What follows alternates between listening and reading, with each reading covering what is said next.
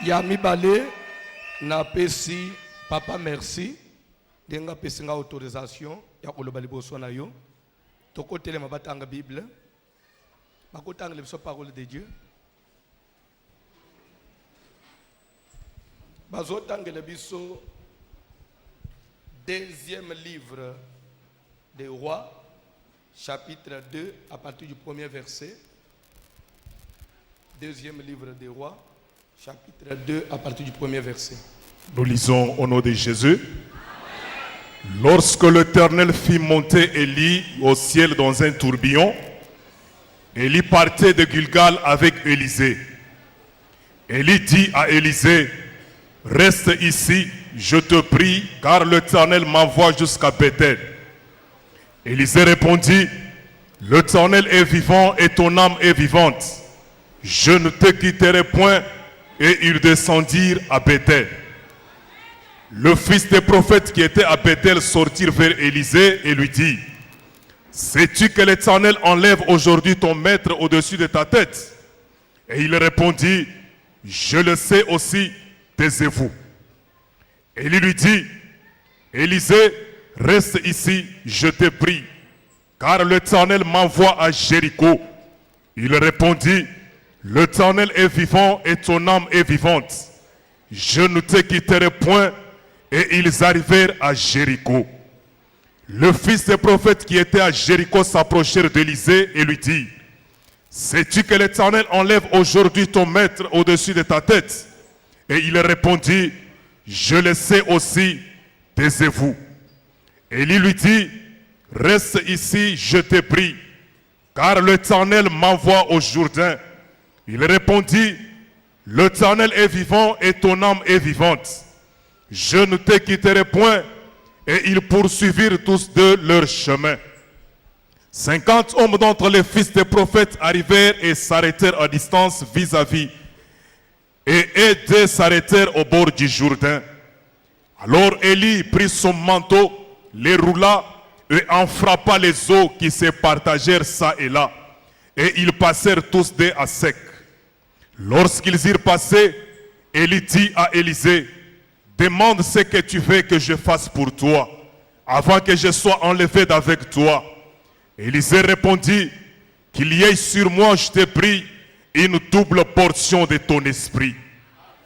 Élie dit, tu demandes une chose difficile, mais si tu me vois pendant que je serai enlevé d'avec toi, cela t'arrivera ainsi, sinon cela n'arrivera pas. Comme il continuait à marcher en parlant, voici un char de feu et des chevaux de feu le séparaient l'un de l'autre. Et Élie monta au ciel dans un tourbillon. Élisée regardait et criait, mon père, char d'Israël et sa cavalerie. Et il ne le vit plus.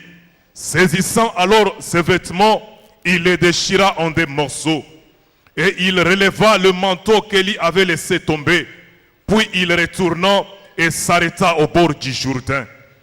Il prit le manteau qu'Élie avait laissé tomber et il en frappa les eaux et dit, où est l'Éternel, le Dieu d'Élie?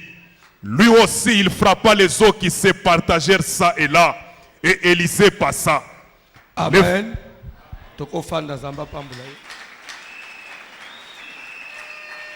Amen. Tokutani à l'occasion il y a journée et action de grâce, remerciement et pas n'ensemble ndenga salike ayoki ba prière na biso ba na seka aboyi ko humilier biso aboyi ko yokisa biso son parce que zana batu basali na nzambe bakota prison wa babeta ba na ebele pe babimi bazobele mais nzambe abiso ayoki.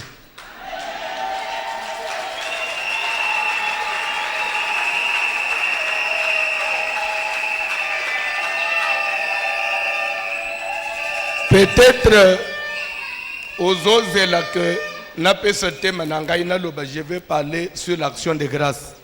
Yanguna côté était. Soyez, faut pas na côté en côté. Nazol belolo musus. Na oloba muki après na pe système. Na uzata mingite. Bible ezoloba que na tangu Nzambe asepeli azwa Eli amata akende ina lola te amata ki alimwaki parce que mutumo ona no akenda lola te. Amen.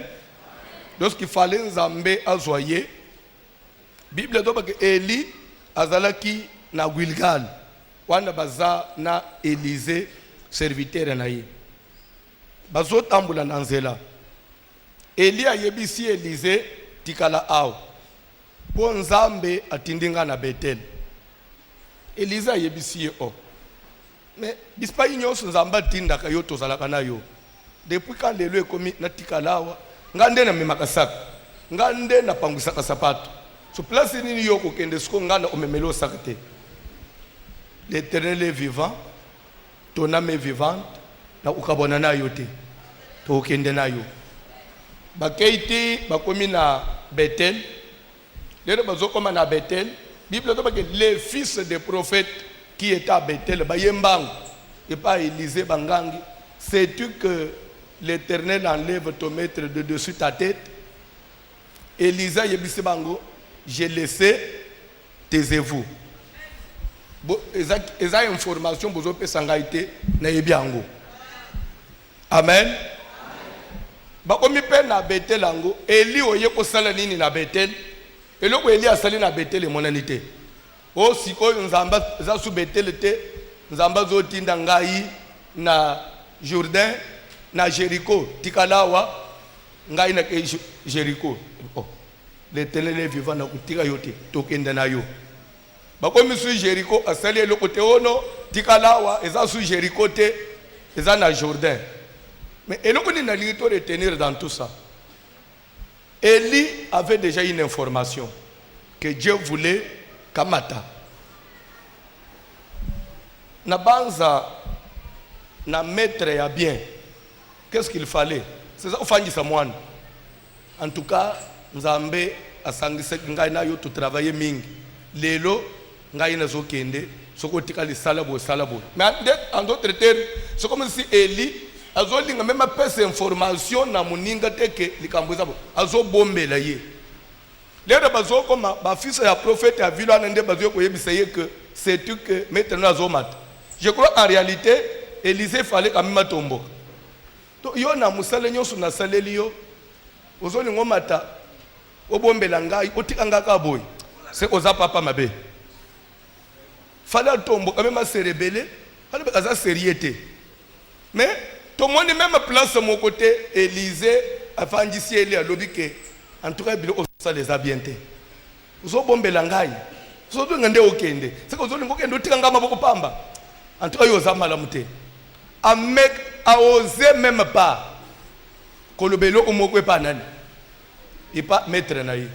Les autres, on a monté. Bible est salé 3 fois. L'air Eli a trouvé que, à ce qu'on convaincre, il était.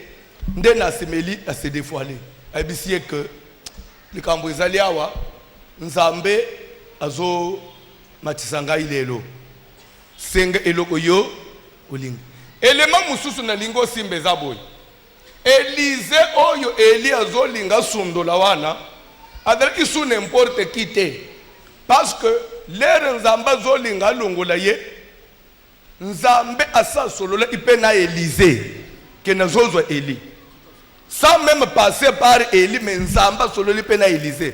Parce que les bazo comme na Betel, ba fils de prophète bazo pèse prophète dans Betel, taisez-vous, je le sais. Tu le sais comment? C'est que Dieu lui avait déjà révélé. C'est que c'était déjà aussi un homme de Dieu qui pouvait aussi dire quelque chose, non? En tout cas, on a fait déjà dans makambu na Nzambe, trop c'est trop. Peut-être que vous comprendre l'information. Tout ce qui est malem. Alléluia. Lero bazo koma na suka Eli afangisi alobi likambo ezali awa tokozala sute ngai na zo mata na ngai senge loko yo olingi seke soki nakanga makana yo te mbeli tokomite oyebisanga na se olingo tikanga mabuko pam nde mwana maya yebisiye qui est sur moi je t'ai pris une double portion de ta puissance. Il dit alobi ah eli ozo senge za makasi na koto de bino mutuna makasi epai ya nani? Epai ya Nzambe makasi epai ya Eli to makasi epai ya Élisée? Est-ce que pas na Nzambe le kwana ezeki makasi? Parce que rien n'est impossible à Dieu. Est-ce que pas ya Eli et le kwana eza makasi? Parce que Eli est capable de koloba liloba lole kangami pendant 3 ans et 6 mois mukili mbamvu les obetete. Mais ce qu'on peut c'est la double portion des passe et le kwana ezeki passe ni epa na Nzambe ni pas na Eli mais eza passe epa ya yo mutu ozo senga. Pona nini? Soko linge komela yo condition. C'est que ce qu'on réussir na condition et yé. Ce qui peut échouer au consoité. Il faut me voir. Tu dois me regarder quand je vais monter. Il faut me fixer quand je vais monter. Au cas contraire, en tout cas, il faut que tu aies engagé. Élise parle ok, ok. Mais peut-être que dans mon toit, Élise a imaginé que vous allez gagner. Pendant que nous sommes ensemble, nous sommes dans le Jourdain. Eli azui manto abeti na mai Jourdain pasuki bakati bakena na ngambo ya ebale bazana nzela mupepe tourbillon moko ya makasi tempête utushe dire ezui bangu mibale na kati na tourbillon wana ndezo oya keibo oya kebo char de feu leki na katikati l'état Elisa zolo atala maître azawapi tourbillon bandu komatana Eli Elisa zotal atala boye Eli alimwe na miso na ye. Bible zoba ke Elisa pasoli bilamba ngangi. Mon père, char d'Israël et sa cavalerie. Landa bien. Tema nanga ezali père et fils. Ndeli tena lingina tu. Papa na mwana. Landa bien. Na ozala mukuse. Toye pa na Nzambe poto réussir. Toye pa na Nzambe poto pambola. Lera na lungwa kinda unabiso na ye ina seka. Na yebe ite na ozala voici l'homme. Na yele ipeki pasteur te. Na ilokole mungima. Na kena église wana Nzamba salanini. Oyi nyosu tokoki kokoma eza matabisi. Eza Nzambe mutu asala. Na beto sozo langa.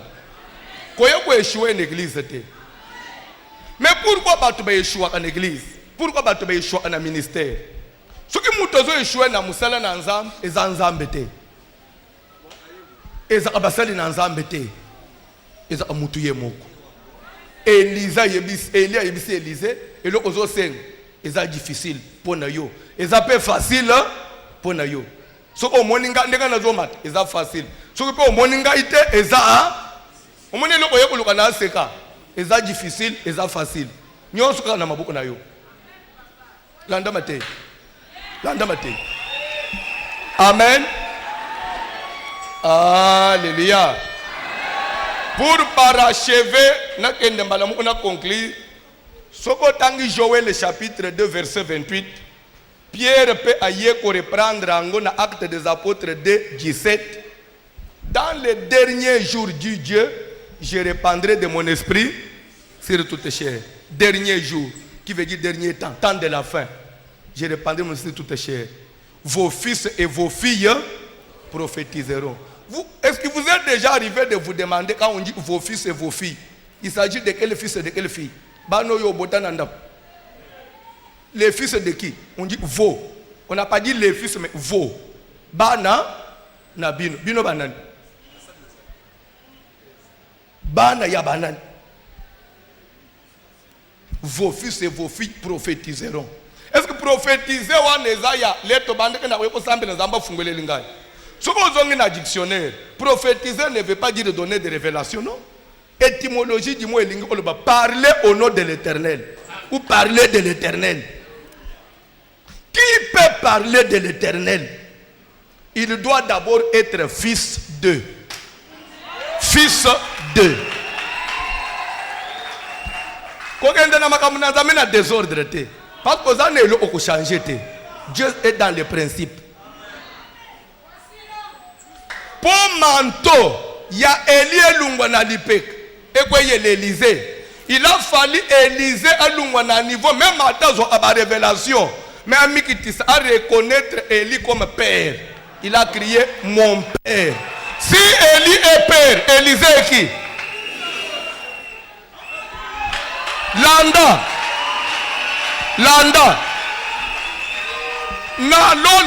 Na lola ba 4 êtres vivants bazalak. Ba 24 veillards bazalak. Ba chérubin, ba séraphin bazalak. Mais Dieu n'a pas travaillé avec l'un d'eux. Mais il a préféré travailler avec un fils. Makambu na nzambe ezaka ya ba père na ba fils. Ezaka ya ba collègue te. Eve mukuna kotika la collègue na bisote. Atana ndoto akotika la kozala collègue na bisote. Ya za père. Bisoto zaba. Landa mate. Yoka. Élisée comme fils, il a eu dans leur marche, dans leur parcours, il a eu à découvrir que son père Élie mentait. Mentait. Je pèse bien mes mots. Il mentait. Parce que la vérité était que Bazotindo na Jéricho te olingo mata. Mais tu me dis reste ici. C'est quoi? Devant les fils, père a fautif.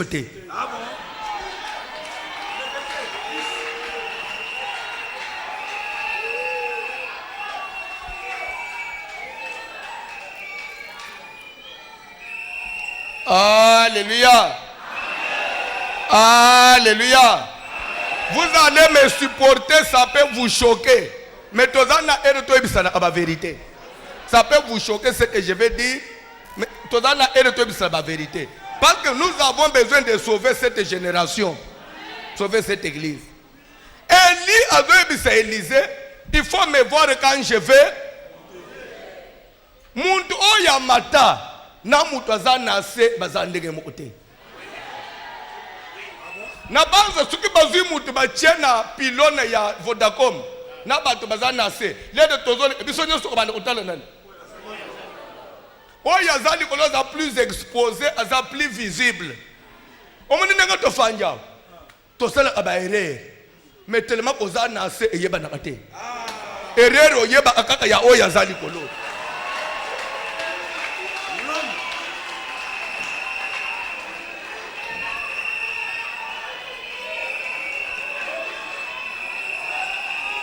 Ngai nakoki koloba ke église n'est pas église s'il n'y a pas eu un tourbillon. Élie na Élisée bakota na tourbillon. Aseka est traversé par tourbillon. Il y a une différence bâtir une foule et bâtir une église. Là Seka n'est plus une foule mais c'est une église. Pour te traverser par étape nyoso to panzanité. Nazomone lo ekopanza sous église oyote. Nini sous.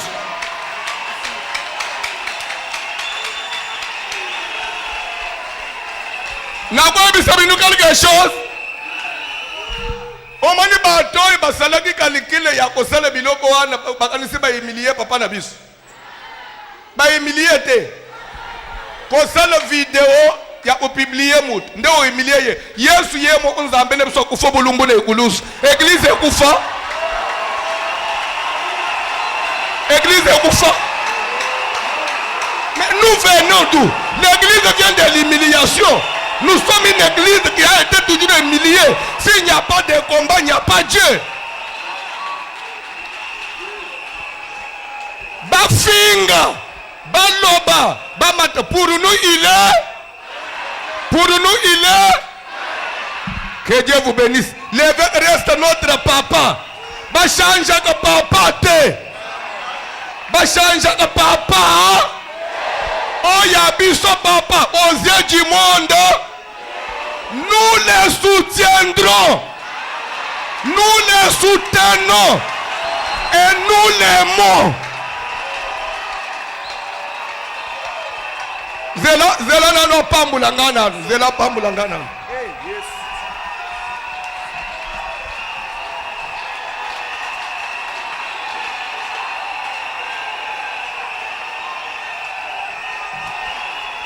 Yoka Mateya. Zamba pambule bi. Yoka Mateya. Eli azoye bisa Élisée vous demandez une chose. Pourquoi difficile? Il est difficile à un homme d'accepter une autre personne dans les faiblesses. Surtout les Congolais. Et surtout les Congolais. Alors vous demandez une chose difficile. Mais si vous koka, ko supporter l'air na komata. Pour l'air na komata, na lati nzambalat, na se nangaye komonan. Tu vas supporter. Quand on monte, on peut être accusé de tout. Mais c'est le combat y a sommet. C'est le combat y a sommet. C'est le combat y a sommet.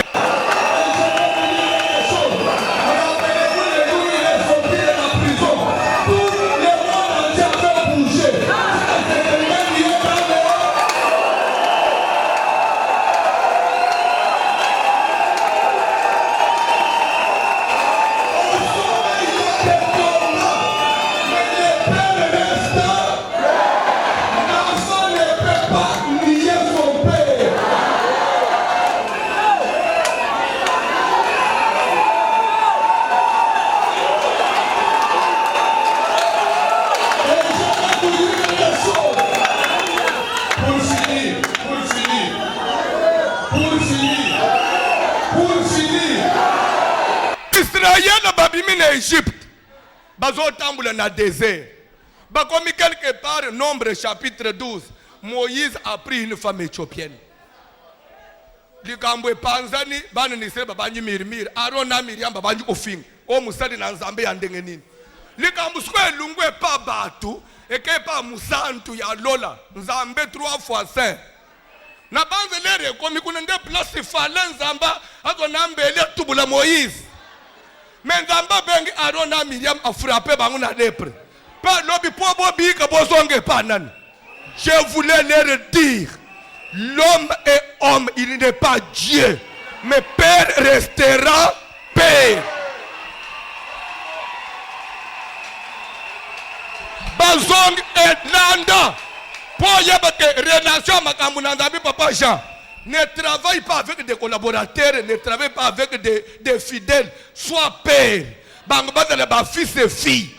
Si on réussit, on est dans l'église. Bonanda. Aaron a Myriam a mirmiré. Pour eux, ils prenaient Moïse comme leur frère. Mais leur Myriam a vu lèpre. Aaron lingi a zonge pas Moïse. Moïse a linga senga na Nzamba. Nzamba doit c'est Moïse boy. Si son père lui avait craché au visage, a dit que le sujet a sonité. Tika y a 7 jours. Ça veut dire quoi? Quand Dieu dit si son père, c'est que Dieu voulait que Myriam et Aaron comprennent que Moïse n'était pas leur collègue, leur frère, mais c'était leur père. Nous avons frappé Myriam, na punition, bapesa que moi, soka sakani na papa na ye. Atika les 7 jours enfermé, parce que sakani na yo papa na ye. Après on semble les presse à la ligne. On semble le point de vue sur les lots. Et dans au cause de l'hypocrite, tu avais fait des commentaires, tu avais dit de n'importe quoi. Tozana lèpre, semble le biso, lèpre lung. Semble le biso, lèpre lung. Nabalo yengewan, toko de la toleba, yepa lekis, tozana lèpre. Papa a pambo le biso lèpre saleni. Ensemble la ba église le biso lèpre saleni. To pambo la ma yazape.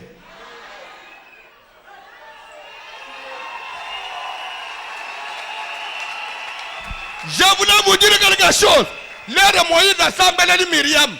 Myriam a bimi place one. A quoi ça que nous sommes Moïse attend ndoto.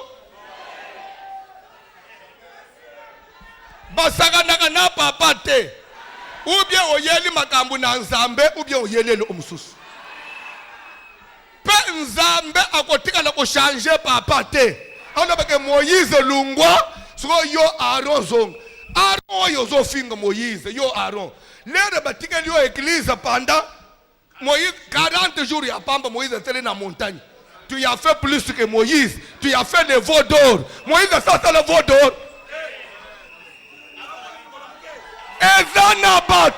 Les gens de la fausse doctrine qui n'ont même pas la parole de Dieu. Ils se sont permis de se jouer de l'ACK, une église qui est fondée sur la doctrine. Nous avons un héritage qu'on ne peut pas nous ravir. Si on est combattu, c'est à cause de l'héritage. Les gens veulent profiter de l'occasion pour dire au monde ACK, tokokana nanini, et pas no basiba teyak, ACK basiba teyi, et pas no liaka sainte sene na moyi, bisoto le sainte sene na moyi, o évêque a pengu nanini, alors basiba matanacher. Qu'est-ce que vous appelez copain?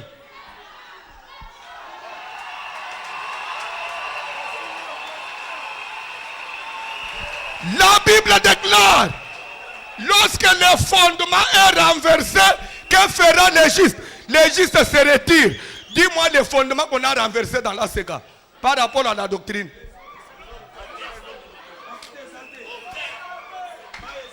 Bilobela ya mwanza. Attendez, on fait un hypocrite. Tellement papa senge le biso bolimbi ce matin yesil.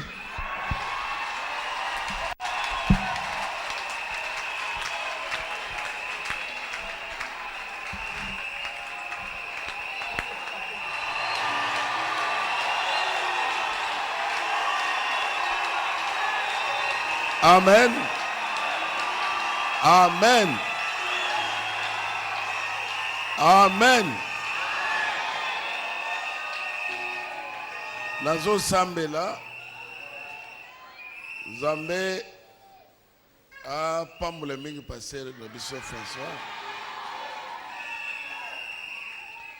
Kolona biso, kolona kem.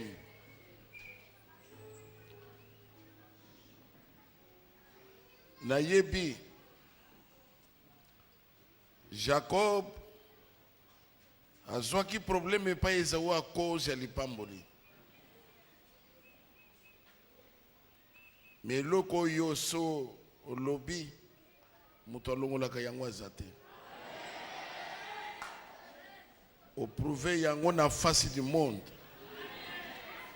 que ce qui est écrit est écrit.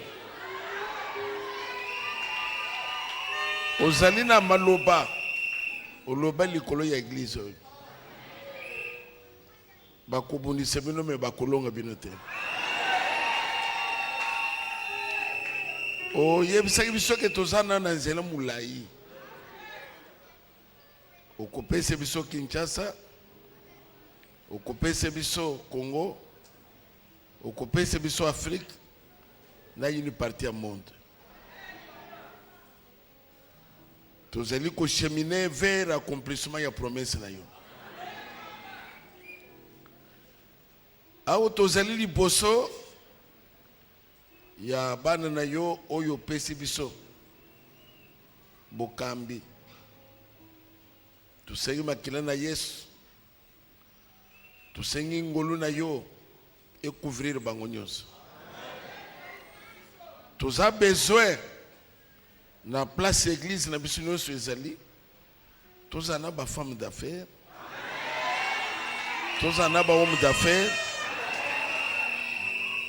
Basomba ba avion basala makambo minene. Église ekokende liboso te soki bango bazate. Nyonso ekozali kona bango lokola bozito mukumba tulongoli yango. Maloba nyonso déplacé elongwa. Lero bazobi mana place masangana biso nyonso pepele. Museli na yo nyos oyo pesi mukumba. Tuzo sengete nkolo ngolu ya sike esopa malisoso. Ndenge Moïse asambelaki nazo sala pe prière lelo. Zele za mulayi basimba na maboko tokomati na soka. Tozolinga sima ya mupepe tourbillon yebeti otombola musala tozosala. Otombola bana na yo pesibiso. ACK partout etombama. Na komona Yesu Amen.